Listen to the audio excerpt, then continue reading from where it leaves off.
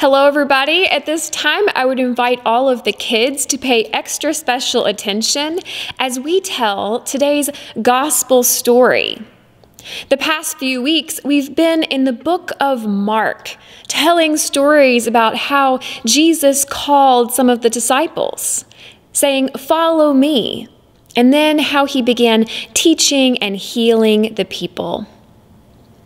Today, we are going to tell the story that you just heard from Mark 9. And this story has a special name. It's called the Transfiguration. Jesus continued teaching and healing the people.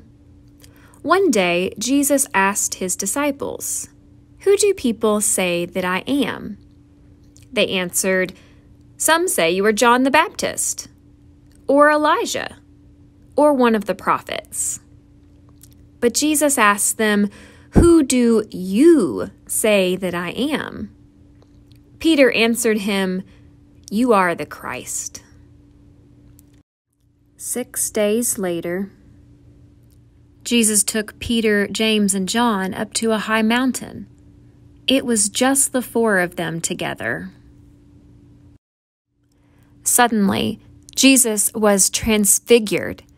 His clothes became dazzling white, brighter than anybody on earth could have ever made them.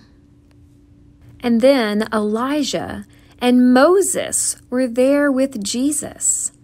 The disciples didn't know what to do. They were so surprised. Then a cloud covered them, and they heard a voice say, "This is my child, whom I love. Listen to him." But when they looked around, Elijah and Moses and the voice were gone. Only Jesus was there. As they came down the mountain, Jesus told them not to be afraid. And he said, "Come follow me." The disciples knew that there was something amazing about Jesus. I mean, they had already left everything they had to follow him. But they were still trying to figure out exactly who he was. Peter seemed to understand a little bit. Remember when Jesus asked the question, "Who do you say that I am?" Peter said, "You are the Christ. You are the Christ." But Jesus wanted to show them more. He wanted to show them that he was not Elijah.